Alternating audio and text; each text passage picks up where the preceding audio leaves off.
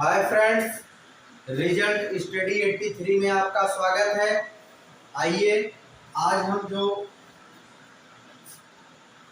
प्रश्न देखेंगे वो सिंप्लीफिकेशन से रिलेटेड होगा, सरलीकरण से रिलेटेड होगा। पिछली क्लास में हमने पढ़ा था सरलीकरण से रिलेटेड जो भी हमारे एप्लीकेशन थे, बॉडमास का रूल्स वगैरह वो पढ़े थे। और आज हम देखेंगे सिंप्लीफिकेशन से रिलेटेड जो भी प्रश्न हमारे एग्जाम पीरियड में आते हैं, एकदम सेम टू सेम प्रश्न को हम स्टडी करेंगे।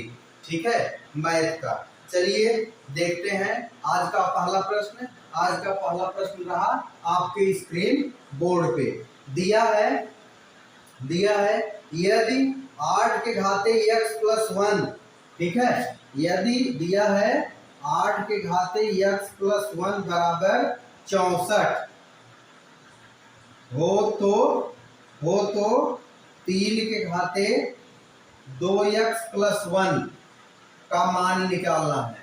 फ्रेंड्स, ठीक है, स्क्रीन पे आपको प्रश्न दिख रहा होगा।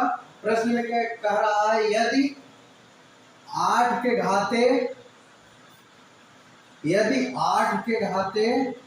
x + 1 बराबर 64 हो तो 3 के घाते 2x + 1 का मान निकालना है।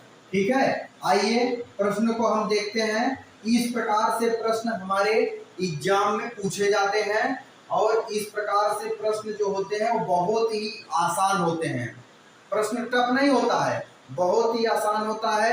बस जो भी मैथ की छोटी छोटी ट्रिक होती है, बस उस ट्रिक को हमको फॉलो करना है और रिजल्ट हमारा सामने होगा। चलिए स्टार्ट करते हैं। आंसर देखिए इसका, देखिए मतलब ये है हमारा 8 के घाते x + 1 बराबर 64 दिया है। दोस्तों हम जानते हैं 64 को हम क्या लिख सकते हैं, 8 के पावर 2। ठीक है, 8 के पावर 2। अरे भाई, जब हम वर्ग और वर्गमूल पढ़ा रहे थे तो हम स्क्वायर करना बताए थे। अब जैसे 8 का वर्ग करेंगे, 8 का वर्ग का मतलब क्या हुआ, 8 का वर्ग का मतलब हुआ 8 × 8, मतलब 8 में 8 का मल्टीप्लाई करेंगे 64 होगा। आया कि नहीं? ठीक है, तो बस वही करना है। यहाँ 8 को 8 के घाते 2 लिख सकते हैं, अर्थात 64 हो जाएगा हमारा। ठीक है, आगे चलते हैं, देखते हैं। अब हमको क्या करना है, घातों की तुलना करना है। ठीक है, घातों की तुलना करना है। ये तो हम समझ लीजिए, आपको अभी बहुत छोटा सा प्रश्न बता रहे हैं। अभी आपको और बड़े बड़े प्रश्नों को हल करवाएंगे, तब आप देखेंगे कि नहीं सर आप अच्छे से प्रैक्टिस करा रहे हैं। आपको एग्जाम में कोई दिक्कत नहीं होगी, मैथ से रिलेटेड जो भी प्रश्न आएंगे। ठीक है, घातों की तुलना कीजिए। घातों की तुलना कीजिए। x + 1 बराबर 2 आया। यहां से x की वैल्यू निकाल लीजिए, मतलब हमारा a + 1 है, इक्वल की साइड प्लस में है, इक्वल की साइड जाएगा माइनस में होगा। x बराबर 2 - 1 बराबर x बराबर 1 आ गया। ठीक है, अब यही जो x का मान आया है मेरे प्यारे साथियों, अब क्या करना है, इस x की वैल्यू को यहाँ पे जो x दिख रहा है इसमें पुट कर देना है। चलिए आगे चलते हैं। 3 के घाते 2x + 1 दिया है, बस यहाँ पे x की वैल्यू पुट करिए। 3 2 × 1 + 1 बराबर 2 × 1 = 2 × 1 = 3। 3 के घाते 3 कितना हुआ, 3 के घाते 3 का मतलब 3 × 3 = 9 × 3 = 27। 3 × 3 × 3 बराबर 3 × 3 = 9 × 3 = 27। ये हमारा रहा आंसर। ठीक है, विकल्प में देखिए, विकल्प में कौन सा विकल्प दिया गया है, विकल्प हमारा सी विकल्प हमारा जो है सी विकल्प इज द राइट आंसर। आप विकल्प नंबर सी को टिक कर लीजिए, लॉक कर लीजिए। ठीक है, चलिए आगे चलते हैं। दोस्तों, यदि आपको हमारे पढ़ाने का तरीका अच्छा लग रहा हो तो प्लीज आप चैनल को सब्सक्राइब करके बेल आइकन को प्रेस कर लीजिएगा ताकि आने वाली वीडियो का हर नोटिफिकेशन आप तक मिलता रहे और मैथ से रिलेटेड जो भी आपको प्रॉब्लम है आपकी पढ़ाई अच्छे से कंप्लीट हो सके, ताकि आने वाले भविष्य में, आने वाले फ्यूचर में जो भी आप जिस भी आप कॉम्पिटिटिव एग्जाम में बैठे वहां पे आप मैथ में अच्छे नंबर लेकर आए। चलिए दोस्तों चलते हैं नेक्स्ट प्रश्न पे। नेक्स्ट प्रश्न रहा हमारा आपके स्क्रीन बोर्ड पे, ठीक है। नेक्स्ट प्रश्न रहा हमारा आपके स्क्रीन बोर्ड पे। प्रश्न है हमारा, यदि a² - 6a - 1 = 0 हो तो ब्रैकेट में a - 1/a का मान ज्ञात करना है। दिया गया है प्रश्न में। आप लोग प्रश्न को देखिए, स्क्रीन पे दिया गया है, यदि a² - 6a - 1 = 0 हो तो a - 1/a का मान ज्ञात करना है। दोस्तों ये सब प्रश्न जो होते हैं हमारे बहुत ही सिंपल होते हैं, बट केवल देखने में डरावना लगते हैं, ठीक है। आइए हल कर लेते हैं इसको, ठीक है। प्रश्न है हमारा, आंसर देखते हैं। प्रश्न है हमारा, आंसर देखते हैं हम। आंसर है हमारा a² - 6a - 1 = 0। इसमें हमें क्या करना है, प्रत्येक पद में जब इस टाइप को आपको आंसर दिखे, देखिए आप किसी भी कॉम्पिटिटिव एग्जाम में बैठे होंगे, चाहे वो रेलवे का हो सकता है, चाहे यूपी पेट का हो सकता है, एसएससी का दे सकते हैं आप, जो 10+2 होता है एसएससी जीडी दे सकते हैं आप, कोई दिक्कत नहीं। प्रश्न जब हमको आएगा तो हमारे पास इतना टाइम नहीं रहता है कि हम मतलब उसको बेसिक से सॉल्व करें, लेकिन हाँ इतना जरूर होना चाहिए कि हमारे पास उसका बेसिक कॉन्सेप्ट होना चाहिए, ठीक है। अगर बेसिक कॉन्सेप्ट है हमारे पास तो समझ लीजिए कि आंसर भी हमारे पास तुरंत दिख जाता है कि इसका आंसर ही होगा। अगर हम किसी प्रश्न में बेसिक कॉन्सेप्ट नहीं पता है तो समझ लीजिए कि प्रश्न को सॉल्व करना भी मुश्किल हो जाता है। तो आप लोग पहले अपना हर प्रश्न, जितने भी टाइप के प्रश्न आते हैं उन प्रश्नों पर आप अपना बेसिक कॉन्सेप्ट मेंटेन करने का प्रयास करिए, और हर टॉपिक का जो बेसिक नॉलेज होता है मैथ का, जो बेसिक रूल्स होते हैं इसमें क्या करना है मेरे प्रिय साथियों, इसमें प्रत्येक पद में a से भाग कर दीजिए, ठीक है। प्रत्येक पद में a से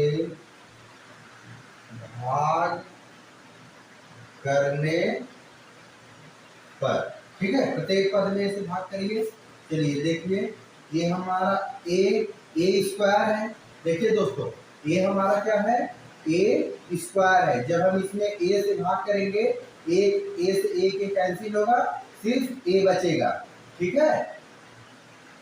ठीक है ना, कोई दिक्कत तो नहीं होनी चाहिए क्योंकि एकदम बेसिक सा कॉन्सेप्ट है, एकदम बेसिक सा कॉन्सेप्ट है, कोई दिक्कत नहीं होनी चाहिए। चलिए a - देखिए 6a है, इसमें a से जब हम डिवाइड करेंगे a से कैंसिल होगा, सिर्फ 6 बचेगा। a पॉइंट्स हो गया, -6 -1 में a से जब भाग करेंगे, 1 में जब a से भाग करेंगे तो हमारा 1/a बचेगा इक्वल टू 0। कोई दिक्कत नहीं होना चाहिए। क्यों? क्योंकि ये एकदम बेसिक सा कॉन्सेप्ट है ना, तो आपको आता ही है, कोई दिक्कत तो नहीं होनी चाहिए अभी तक। चलिए आगे चलते हैं। हाँ इधर देखिए, पहले जब -6 को इक्वल के उधर ले जाएंगे तो -6 से हमारा +6 हो जाएगा, और a - 1/a इस साइड बचेगा, मतलब इक्वल है हमारा, इधर राइट साइड होता है, इधर लेफ्ट साइड होता है। तो a - 1/a इक्वल, माइनस में है प्लस में 6, a - 1/a इक्वल 6। शायद यही हमसे पूछा था, ठीक है। a - 1/a का मान निकालना था, a - 1/a की जो वैल्यू आ गई वो हमारी आ गई 6 आ गया। ठीक है, कोई दिक्कत तो नहीं होना चाहिए। तो मतलब a माइनस 1/a का जो मान हो गया हमारा 6 हो गया, जो कि आपके ऑप्शन नंबर बी में दे रखा है। ठीक है, तो आप आंसर को जो मतलब टिक करेंगे ऑप्शन नंबर बी को।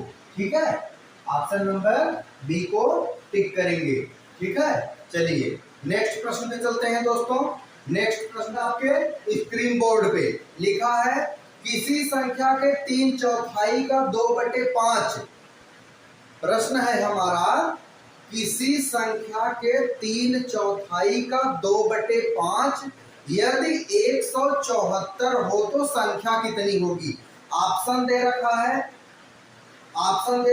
ए ऑप्शन है 235 232 सॉरी, और ऑप्शन बी है 326, ऑप्शन सी है 435, ऑप्शन डी है 480, ऑप्शन ई है इनमें से कोई नहीं। दोस्तों इसमें 5 विकल्प दिया गया है और आप देख सकते हैं ये जो हमारा प्रश्न है बैंक पीओ परीक्षा में आया हुआ है। ठीक है, चलिए प्रश्न को देखते हैं कि किसी संख्या के 3/4 का 2/5 यदि 174 हो। ठीक है, माना वह संख्या हमारी यक्ष है। आंसर देखते हैं प्रश्न का आंसर देखते हैं। ठीक है, प्रश्न का आंसर देखते हैं। माना वह संख्या हमारी यक्ष है। प्रश्न कह रहा है कि संख्या के 3/4 का 2/5, मतलब संख्या हमारी कौन सी है, यक्ष है। इसके यक्ष के 3/4 का, ऐसे समझिए, यक्ष के 3/4 का मतलब गुणा 2/5 कितना है, 174 है। हमें लग रहा है यहाँ तक आपको समझने में कोई दिक्कत नहीं हुआ होगा, क्योंकि एकदम आसान शब्दों में कह रहा है कि जो संख्या दी गई है उसके 3/4 का मतलब गुणा 2/5 कितना है, 174 है। बस इसी को हल कर लीजिए, यक्ष की वैल्यू आ जाएगी। ठीक है, चलिए देखिए, 2 दूना 4, ठीक है, अर्थात 3x बटे 5 दूना 10 बराबर 174। ठीक है, 174 आ गया। अब हमारा इधर देखिए इक्वल के इधर 10 जो है वो मल्टीप्लाई डिवाइड में है, इक्वल को उधर ले जाएंगे तो हमारा डिवाइड में हो जाएगा, अर्थात 3x बराबर 174 इंटू 10। ठीक है, इंटू 10। चलिए आगे चलते हैं, इसमें 10 का मल्टीप्लाई कर दीजिए। देखिए 3x बराबर 174 इंटू 10 है, एक जीरो बढ़ा दीजिए। ठीक है, मतलब 174 में जब हम 10 से गुणा करेंगे तो हमारा आएगा 1740। अब क्या करना है, देखिए अब क्या करना है आपको, नेक्स्ट पॉइंट है हमारा मतलब x बराबर 1740 में 3 से भाग कर दीजिए, x की वैल्यू हमारी आ जाएगी। आइए 1740 में 3 से भाग करिए, 1740 में आप 3 से भाग करिए। ठीक है, 1740 में 3 से भाग करिए, 3 बचे 15, ये हमारा हुआ 2 24, 8 3 24। ठीक है, ये हमारा आ गया 0, मतलब कितना आया, 580। ठीक है, 580 दे रखा है ऑप्शन में हमारे, है किसी में 580 नहीं दोस्तों, किसी भी विकल्प में हमारा 580 नहीं है। तो अर्थात हम कह सकते हैं ऑप्शन नंबर जो है हमारा ई, ऑप्शन जो है हमारा E is the right answer होगा। क्यों, क्योंकि इसमें जो हमारा रिजल्ट निकल कर आया है वो किसी विकल्प में नहीं मिल रहा है, अर्थात ऑप्शन नंबर ई हमारा सही होगा। दोस्तों आपको बताना चाहेंगे कि देखिए जो भी एग्जाम में प्रश्न आते हैं, ठीक है, जो भी एग्जाम में प्रश्न आते हैं बस उस पर हमें अपनी पकड़ बनानी होगी, ठीक है, उस पर हमें अपनी पकड़ बनानी होगी। यदि जो भी मैथ से रिलेटेड एग्जाम में प्रश्न पूछे जाते हैं, यदि प्रश्न को पढ़ते ही यदि हमारे दिमाग में ये थॉट आ गया नहीं इस पर तो ये कॉन्सेप्ट लागू होगा या तो इस पर एक ट्रिक लागू होगी, तो समझ लीजिए प्रश्न हल हो गया, कंफर्म 100%। अगर ये थॉट आया हमारे माइंड में कि इस पर एक कॉन्सेप्ट लागू होगा, 100% क्लियर होगा तो 100% रिजल्ट भी कंफर्म हो गया, इसमें दो राय नहीं है।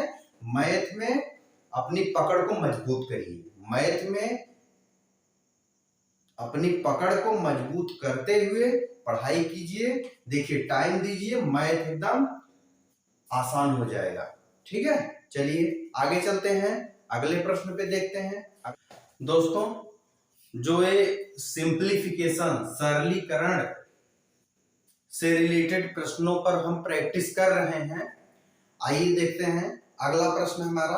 अगला पे नेक्स्ट प्रश्न रहा आपके स्क्रीन बोर्ड पे, ठीक है, नेक्स्ट प्रश्न रहा आपके स्क्रीन बोर्ड पे। प्रश्न है हमारा कि ₹561 को ABC में इस प्रकार वितरित करना है कि A को B से 120 अधिक तथा C से 120 कम मिले, इसमें B का भाग कितना है। दोस्तों आइए प्रश्न हमारा है कि इसमें B का भाग कितना है। तो इस टाइप का जब प्रश्न आता है तो आपको किसी प्रकार की टेंशन लेने की आवश्यकता नहीं है, एकदम सिंपल तरीके से B का भाग कितना है, माना B का भाग x है, ठीक है, माना B का भाग x है, B का भाग कितना है, x है। कह रहा है A को B से 120 अधिक, मतलब A का भाग कितना होगा, A का भाग प्रश्नानुसार हम देखेंगे, प्रश्नानुसार हम देखेंगे A का भाग जो है B से कितना है, 120 अधिक है, B से हमारा 120 अधिक हो गया मेरे प्यारे दोस्तों। चलिए और देखिए, और फिर प्रश्न में कह रहा है, और फिर प्रश्न में कह रहा है A को B से 120 अधिक तथा C से 120 कम, अर्थात C की वैल्यू, अर्थात C का भाग कितना होगा, तथा C से 120 कम है, अर्थात C का भाग जो होगा x प्लस A का भाग हमारा 120 है और इससे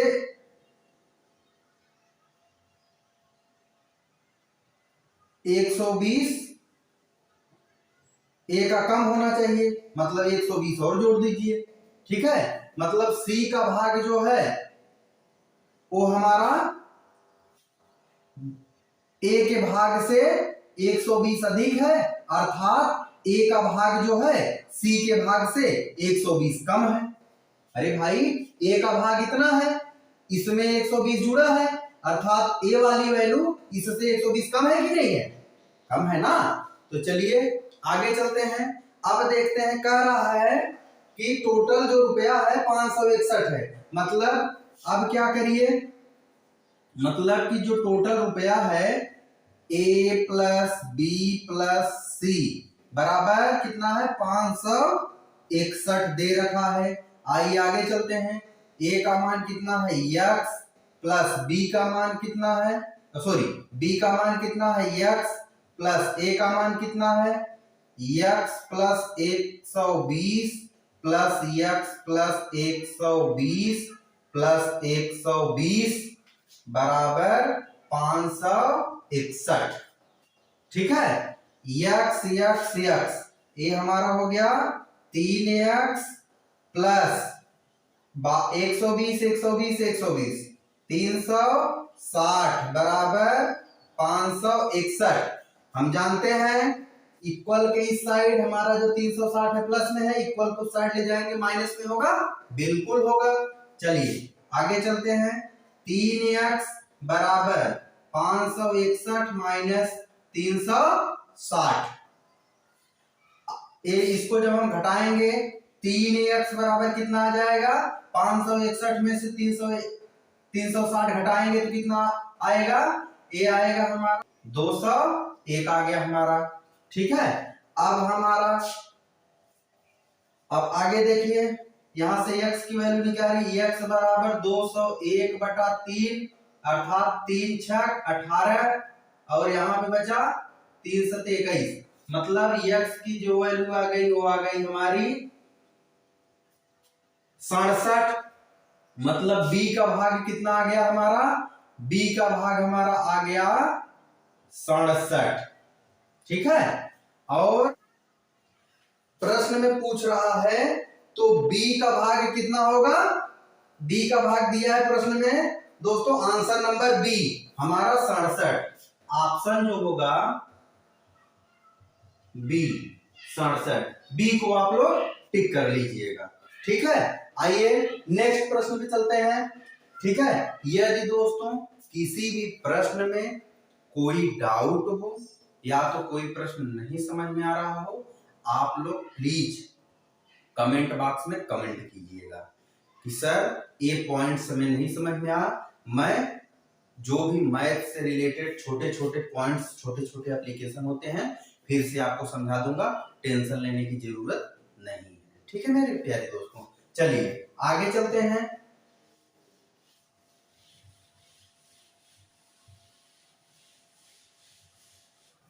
चलिए अगले प्रश्न पे चलते हैं। अगला प्रश्न रहा है आपके स्क्रीन बोर्ड पे, लिखा है आदिति ने 100 पृष्ठों वाली टिनटिन कॉमिक पुस्तक का 4/5 भाग पढ़ा है। अभी आदिति ने कितने पृष्ठ नहीं पढ़े हैं। मेरे प्रिय साथियों, 100 पृष्ठों की कोई एक पुस्तक है, उसका 4/5 भाग पढ़ लिया गया है। देखिए इतना सिंपल प्रश्न है, एकदम सिंपल प्रश्न है, आपको टेंशन लेने की कोई आवश्यकता नहीं है। 2 लाइन में हल होगा, देखिएगा 2 लाइन में कैसे हल होता है। बुक मतलब किताब के पृष्ठों की संख्या 100 है, इसका मतलब 4/5 भाग पढ़ लिया गया है। 4/5 भाग पढ़ लिया गया अर्थात 5 दिसम में 100 अर्थात 20 चौक 80 पृष्ठ पढ़ लिया गया है मेरे प्रिय साथियों। और उसके बाद अभी आदिति ने कितने पृष्ठ नहीं पढ़े हैं, मतलब 100 में से 80 को घटाइए, 20 पृष्ठ को अभी आदिति ने नहीं पढ़ा है। Option number D is the right answer. Option number D को आप आंसर बनाइए। ठीक है, ये देखिए परीक्षा, रेलवे परीक्षा 2009 का प्रश्न है। अगला प्रश्न रहा है आपके स्क्रीन पर, एक किसान के पास कुछ मुर्गियां तथा कुछ बकरियां हैं। यदि इनके कुल 240 सिर तथा 640 पैर हों तो मुर्गियां कितनी हैं। ठीक है दोस्तों, इस टाइप के भी प्रश्न हमारे एग्जाम में हूबहू उतरते हैं, हमको टेंशन लेने की किसी प्रकार की जरूरत नहीं है। आपको जो कॉन्सेप्ट बताया जा रहा है बस आप इसी कॉन्सेप्ट को तैयार रखिए और किसी भी एग्जाम हॉल में आप बैठ जाइए, रिजल्ट आपके सामने हो जाएगा। मैथ के प्रश्न गलत नहीं होने देंगे, ये हमारा आपसे वादा है। बस आप हमारे साथ जुड़ जाइए और उसके बाद मैथ की स्टेप बाय स्टेप जो हम क्लास ले रहे हैं बस उसको आप पढ़ाई करते रहिए। चलिए मान लेते हैं कि मुर्गियों की संख्या x तथा बकरियों की संख्या y है। माना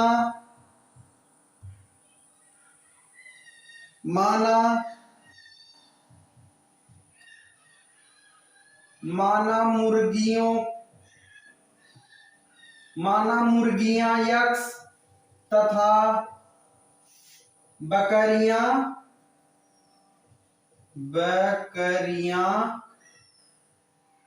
वाई हैं। ठीक है, इतना तो हम मान सकते हैं।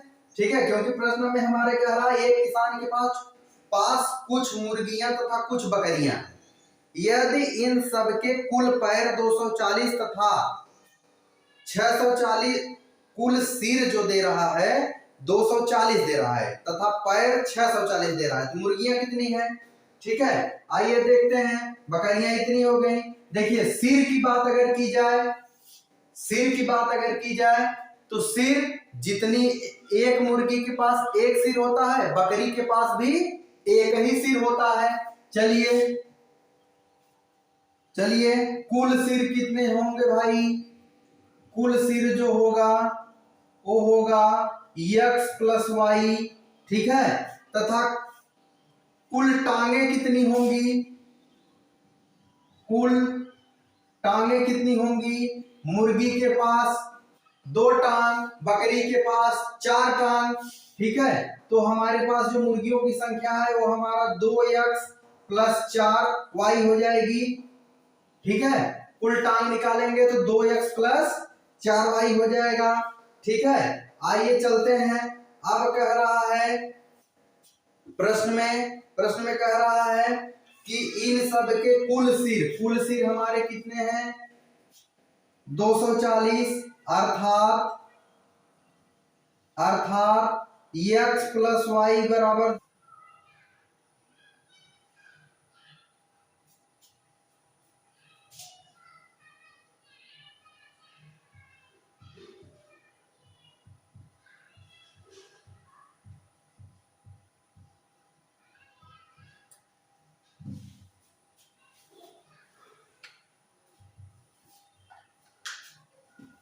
दोस्तों अर्थात जो हमारे कुल सिर हैं x प्लस वाई बराबर 240 दे रखा है तथा कह रहा है कुल पैर कितने हैं? कुल पैर मतलब कि 640 दिया है। ठीक है, समीकरण 1 में 4 से गुणा कर दीजिए, 4x हो जाएगा, 4y हो जाएगा, और 240 में जब हम 4 से मल्टीप्लाई करेंगे तो हमारा आएगा 960। आइए गुणा करके देख लेते हैं। 240 गुणे 4, 0, 4 चौक 16 के 6 हाथ लगाए, 4 दूना 8, 1 9, 960 आ गया। ठीक है, इसको समीकरण 3 मान लेते हैं। समीकरण 2, समीकरण 3 और 2 को हल कर लेंगे।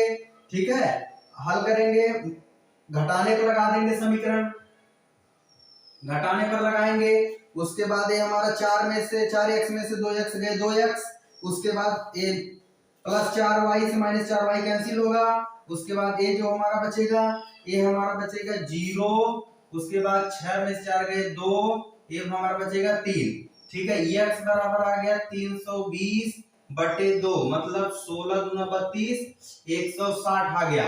कहने का मतलब ये है कि यार हमसे पूछा है कितनी मुर्गियां हैं, तो हम बताएंगे कि 160 मुर्गियां हैं, अर्थात ऑप्शन में जो डी दे रखा है। चलिए दोस्तों नेक्स्ट प्रश्न पे चलते हैं। नेक्स्ट प्रश्न में चलते हैं दोस्तों, आइए इस सेशन का नेक्स्ट प्रश्न देख लेते हैं। ठीक है, प्रश्न आपके स्क्रीन बोर्ड पे दिया गया है मेरे प्रिय साथियों। 5 क्रमागत संख्याओं का योग 270 है, इनमें से दूसरी तथा पांचवी संख्या का योग क्या होगा? ठीक है, ऑप्शन दे रखा है ए में 108, बी में 107, सी में 110 और डी में दिया है ज्ञात नहीं किया जा सकता, ई में दिया है इनमें से कोई नहीं। दोस्तों इसमें 5 विकल्प दिया गया है। अक्सर हमको पता है कि जो बैंक के एग्जाम में हमारे प्रश्न पूछे जाते हैं उसमें 5 विकल्प देता है। तो ये बैंक पीओ परीक्षा 2010 में प्रश्न आया था, इसी टाइप से प्रश्न आते हैं दोस्तों। ये जरूरी नहीं है कि 2010 में प्रश्न आया था तो फिर इस टाइप के प्रश्न हमको आगामी भर्ती परीक्षा में देखने को नहीं मिलेगा, ऐसी बिल्कुल नहीं है। इसी टाइप के प्रश्न एग्जाम में आते हैं, बस आपको पढ़ाई करना है। चलिए प्रश्न है 5 क्रमागत संख्याओं का योग। ठीक है, मान लेते हैं 5 क्रमागत संख्याएं। आंसर है, मैं आपको एकदम सिंपल लैंग्वेज में बताऊंगा जिससे आपको समझ में आ जाए। ठीक है, दिया है 5 क्रमागत संख्याएं, माना 5 क्रमागत संख्या, ठीक है, x, x plus 1, x plus 2, x plus 3, x plus 4 है। कोई दिक्कत? कोई दिक्कत नहीं। मान लेते हैं 5 क्रमागत संख्याएं x, x plus 1, x plus 2, x plus 3, x plus 4 है। दिया है इन संख्याओं का योग 270 है। प्रश्नानुसार मतलब x plus 1 plus x plus 2 plus x plus 3 plus x plus 4 बराबर दे रखा है 270। इसमें टोटल देखिए x कितना है, 1 2 3 4 5, मतलब 5x प्लस 1 2 3 3 6 6 4 10, 10 बराबर 270। ठीक है, x कितने हैं इसमें चेक कर लीजिए आप या काउंट कर लीजिए। 1 2 3 4 5 तो हमारा x है, प्लस नंबर कितने हैं, 1 2 यहां पे है, जोड़ना है, प्लस है 2 1 3 3 3 6 4 10। अब हम जानते हैं इक्वल के इस साइड हमारी जो वैल्यू है इधर पॉजिटिव में है, इक्वल को साइड ले जाएंगे निगेटिव होगा, अर्थात 5x बराबर 270 माइनस 10 बराबर 260 हुआ। x बराबर हमारा आ जाएगा 260 बटे 5, डिवाइड करिए, 5 पचे 25, 5 दूना 10, मतलब x बराबर हमारा आ गया 52। कितना आ गया x की वैल्यू, 52, 52 आ गया। अब हमसे प्रश्न में फिर आगे पूछ रहा है, आगे क्या कह रहा है कि इनमें से दूसरी तथा पांचवी संख्या का योग क्या होगा। ठीक है, प्रश्न कह रहा है इनमें से दूसरी तथा पांचवी संख्या का योग क्या होगा। संख्या हमारी दूसरी संख्या ये है, ठीक है, पांचवी संख्या हमारी ये है, इनका योग क्या होगा। चलिए देख लेते हैं इनका योग क्या होगा। x प्लस 1 पहली दूसरी संख्या है, पांचवी संख्या x प्लस 4 है। कह रहा है इनका योग क्या होगा, इनका योग क्या होगा, आइए देखते हैं। x 2x प्लस 4 1 5 हुआ। अब x की वैल्यू पुट कर लीजिए, इसमें x की वैल्यू पुट कर लीजिए, 2 गुणे x का मान है 52 प्लस 5, ठीक है, 52 दूना 104, 52 दूना 104 प्लस 5 बराबर 109। ठीक है, कितना आया 109। आइए विकल्प में देखते हैं, विकल्प में दोस्तों नहीं दिया है। ठीक है, विकल्प में नहीं दिया है तो फिर जो हमारा विकल्प नंबर ई होगा उसको हम टिक कर लेंगे, इनमें से कोई नहीं, इनमें से कोई नहीं।